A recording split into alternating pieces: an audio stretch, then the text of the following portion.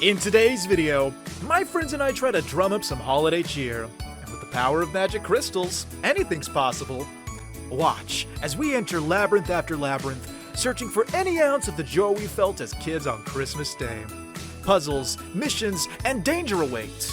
Bases will be built, monsters will be slain, and everywhere from the highest peaks to the deepest of caves will be explored.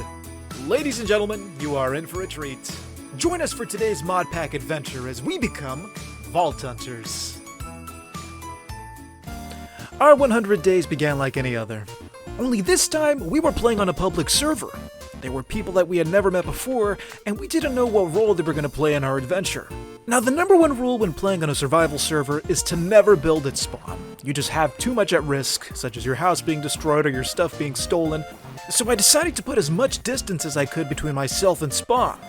I sailed for a few minutes until I finally came across land. After that, I decided to take a breather and see what this modpack had to offer. If I was going to have any success in this modpack, then there were a lot of things I needed to unlock. And there were also a lot of items I needed to obtain. Now, I don't usually go mining at the beginning of a survival. I usually make some basic tools, but then I build a house.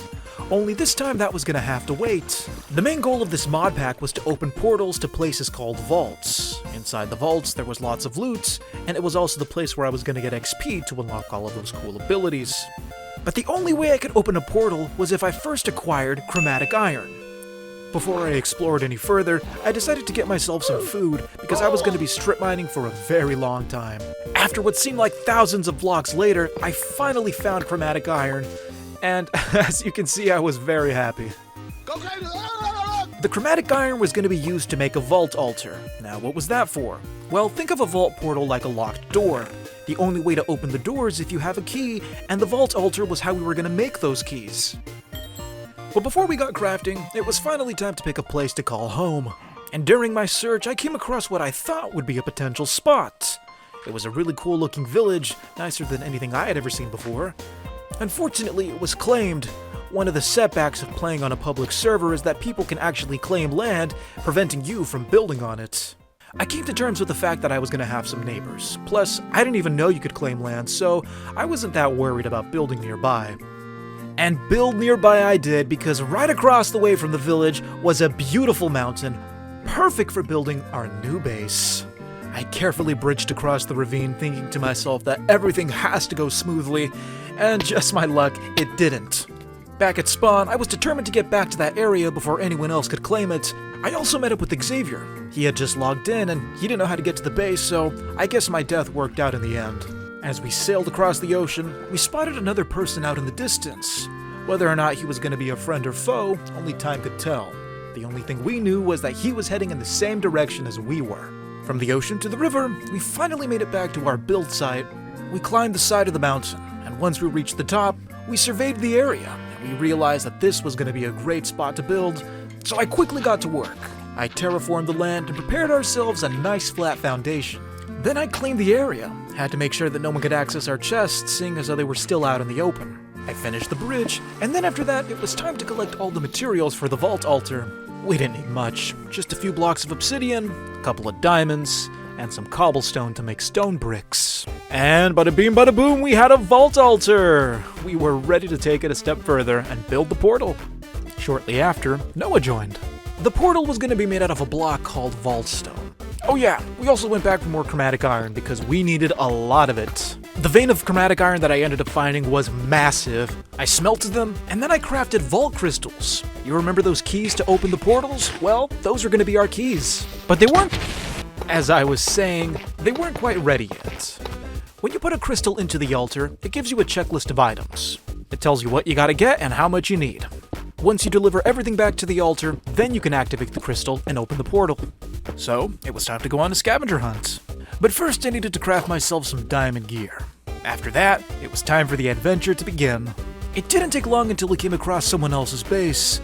They were there at a village, and it looks like they were working on their vault altar as well. They also had something that we needed. They had beetroots. Nobody was home, so we decided to borrow some. We then stumbled across a second village, and there we made a discovery that would change our lives. We could actually shift, right-click the villagers, and put them in our inventory as items. As the sun set on another glorious day, we made our way back home. We finally had all the items we needed to make the vault crystal. It was almost time to go vault hunting. But before we could go, I needed to make some walls around our base. I didn't like that we were still exposed, and the mobs were starting to annoy us.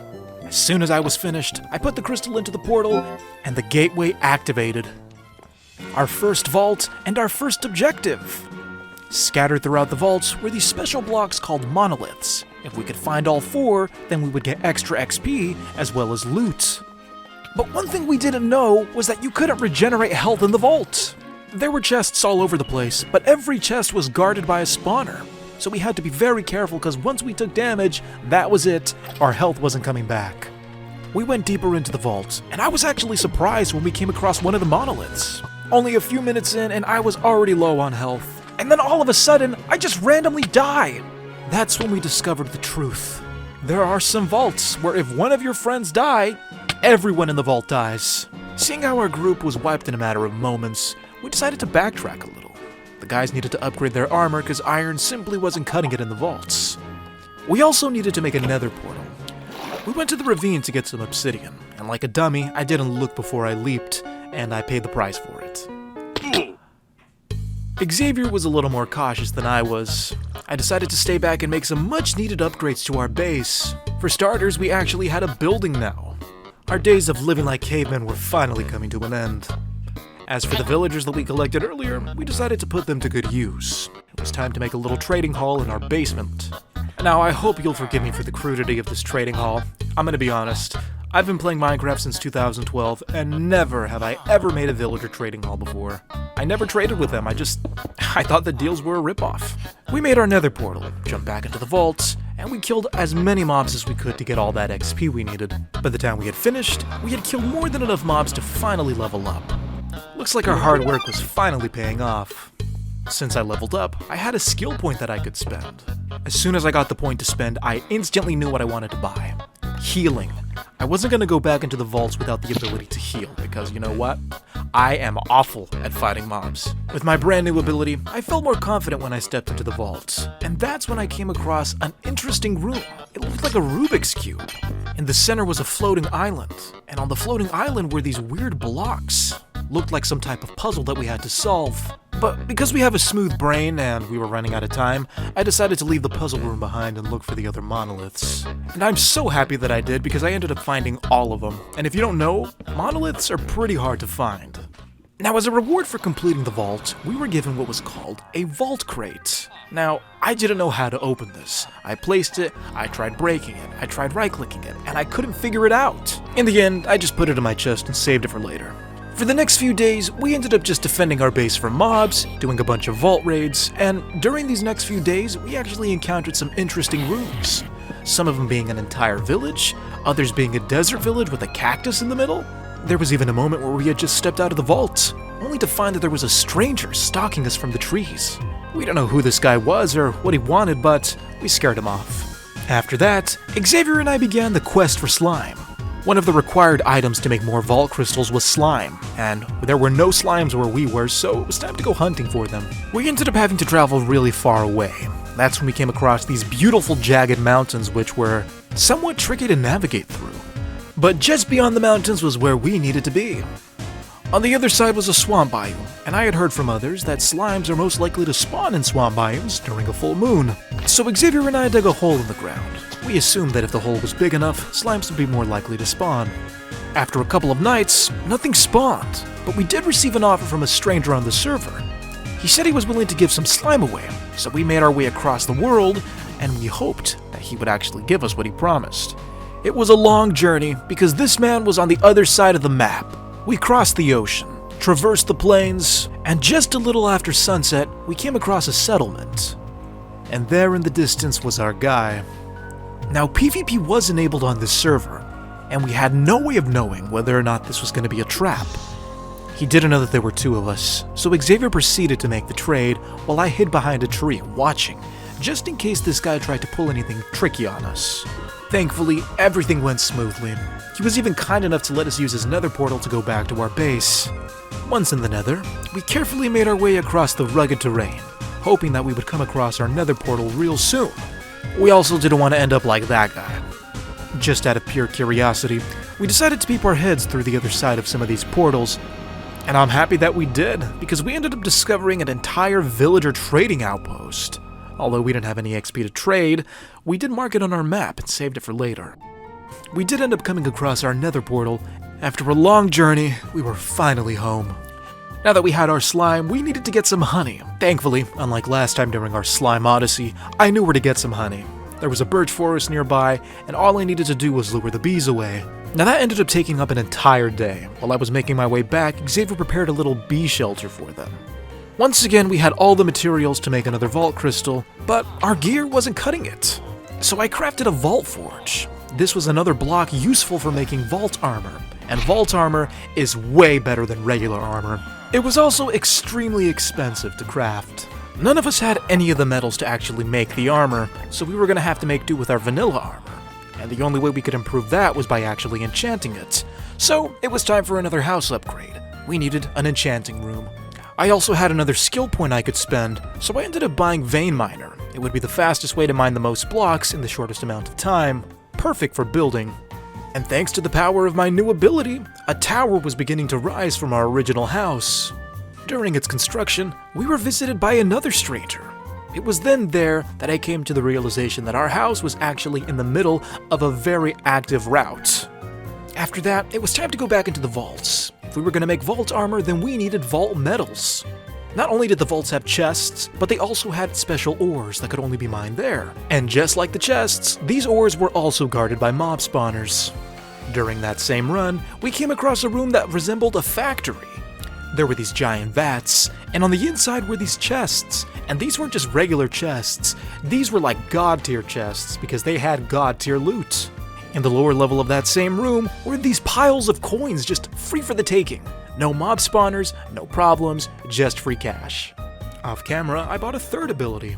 When I activated it, plants would grow all around me. It was as if I had bone meal. Another way of gathering more XP was by killing the elite mobs, like the elite skeleton. Way more dangerous than a regular skeleton, and if you killed it, you got a ton of XP. Still a ways away from making vault armor, I had to upgrade my diamond armor. I ended up crafting a netherite set, and I hoped that it would carry me all the way to the end until I could make regular vault armor. Speaking of vault armor, we had begun accumulating some of the metals, and these metals always came in the form of dust or in nuggets. One of the materials was vault dust, and when crafted together in a 3x3 square, you got vault nuggets. And vault nuggets made vault ingots, one of the metals we needed to make vault armor.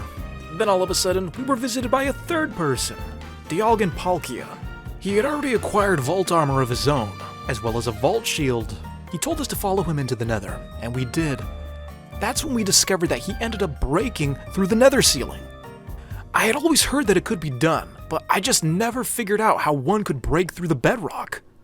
We ended up building our portal on the ceiling, and then we followed him all the way to his portal, back to his base. While he didn't have a house yet, he was living on a really cool sky island. He also had way more loot and crafting stations that we had yet to make. If we wanted to catch up to Dialgan, then we needed to step up our game. It was time to do a little farming. After that, I spent even more skill points, and this time I unlocked strength. I had permanent strength, and it was as if there was a beacon nearby. While we did our thing, Dialgan decided to hang out, and we didn't mind the company. After that, we entered the month of December. I'm talking about in real time. The holiday season was finally here, and we needed to make the place a little more cheerful. We put up a tree, set up a fireplace, and we even put out a cake for Santa. Of course, I did leave a sign so he knew where it came from.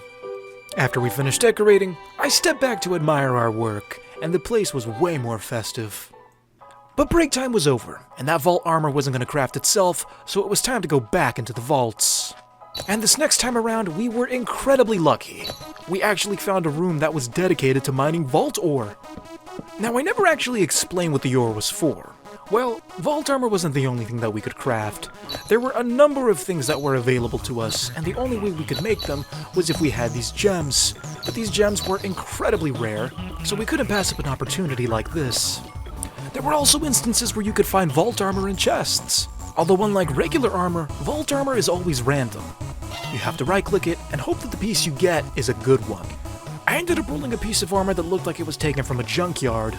After that, we decided to make more friends by trading with locals. The server was developing a bartering system, and when the Vault Altar called for some of the rare items, you would want someone to trade with to get that item. Now the vaults were getting a little stale. I wanted to customize them. I wanted to make them different. Luckily, we could modify the vault crystals that opened the portal. The only thing that we needed was a catalyst table. I used some of the metal I was saving for my vault armor, and I crafted a table. With the new table, I crafted an infused vault catalyst, and there you could actually see the modifiers. For example, wealthy, that meant that there were going to be more coins on the floor. Or the trapped modifier, that simply meant that the chests were going to be trapped. We put the modifiers on our crystal, and then we went into the vault. Judging by the new symbols at the bottom, it looked like it worked. When we got back, someone had taken a bite out of the cake for Santa. I had a couple of suspects in mind. Back in the vaults, we came across another desert village room. Only this time, I actually decided to mine into the heart of the cactus. Although I did feel a little guilty afterwards. Then I accidentally set off some of the TNT. I didn't know that by actually clicking it with your sword, it would cause it to blow up. All of a sudden, mobs started spawning everywhere and I was trapped. Thankfully, reinforcements arrived. Looks like the silly cactus wasn't going to get his revenge after all. I also heard that we were going to be welcoming a fourth member to our party. I added another room. If we were going to be welcoming new people, then we needed more space. But before we could welcome our new member, I went back into the vault for another adventure. That's when I actually ran into a mummy. On top of my little wooden pillar, he couldn't land a single hit on me. I also felt that our portal was a little dull, so I added a little holiday cheer to that as well, and gave it a candy cane design. Then after that, Xavier and I discovered a room that we had never seen before. In the center of a room was a giant X, and as you know, X marks the spot. So we began to dig until we came across this bedrock chamber. We didn't know what to expect until the walls disappeared, revealing an entire room full of chests. That was a really good payday. I was even able to grab myself another piece of vault armor, this time a helmet and a pair of boots. I was also gifted some leggings. With a full set of vault armor, I gotta say that my appearance looked interesting. Even Xavier got himself some fancy new gear. I also had enough material to make a vault sword, so I went to the forge and did just that. I ended up rolling a pretty good sword. I was happy with the extra modifiers, and I couldn't wait to put it to use. After that, we found another room with an X on it, so we dug under the X, found the bedrock room, and hoped for the best. Unfortunately, this time we weren't so lucky. Quite some time had passed, but finally, our new member had arrived. I was excited to greet him, but... looks like he didn't make it that far. But Robert was filled with determination. He wasn't gonna let one little death get in his way. Inside the base, I gave him a tour, and then eventually I showed him to his brand new room. After that, we gave him some armor and other starter gear.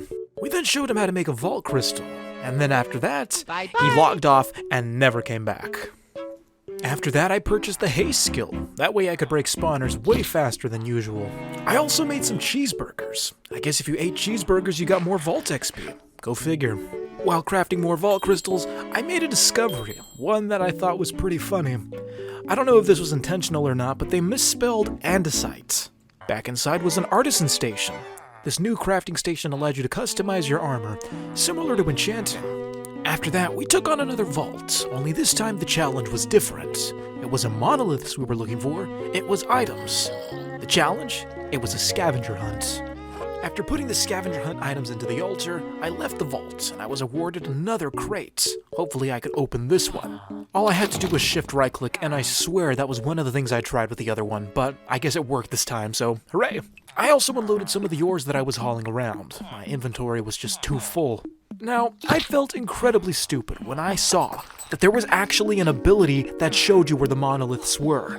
And this wasn't even some endgame ability, it was a beginner ability. I have no idea why I didn't see this before, but it was game-changing. This next vault run was the most frustrating vault run that I ever did.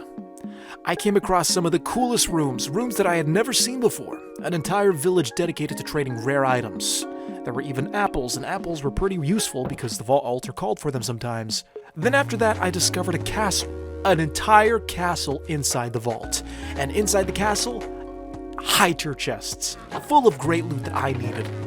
The only problem was that I got greedy. I was running out of time. You didn't notice there was a timer down there on the bottom left side, and I used all my time up. I went back too late, and before I could get to the portal, my time ran out, and I died. I died with all of that good stuff gone, wasted. Fortunately, I got a do-over. On my next attempt, I ran into the same castle, only this time I wasn't gonna let time ruin me. I had a chance to do a little more exploring, so instead of going to the top, I decided to explore the basement. And I'm happy that I did, because the basement was full of loot. There was a library, there was even a lower level that looked like some type of blacksmith shop. All I know was that that was one of my greatest vault hauls. With all the loot I had, I was able to get myself some more vault armor. I rolled for new vault leggings, and thank God, this one was an upgrade. After that, the guys and I regrouped. We decided to do a vault together, and wow, this vault was very interesting. It was a giant dragon in the middle of a room, and down below, lots of mobs. Looking back on it now, and hindsight is 2020, we probably shouldn't have gone down there where the danger was. Then we looked out a second time. We came across another room that looked like some type of weird nether chamber. I decided to dig under the sand, but that proved to be a bad idea. Whether or not there was loot down there, I'll never know. And I know you actually haven't seen what the X room looks like, so here's us finding another X room, and that's what it looks like. Literally just a giant X in the middle. We dug down, and thankfully this time we were lucky enough to find more chests instead of monsters. Our 100 days were finally coming to an end, and I'm gonna be honest, we did not accomplish nearly as much as I wanted to. So, if you want a part 2, then leave a like and comment for a part 2. Once again, thank you so much for watching. I hope you guys have a happy holidays. I'll see you next time.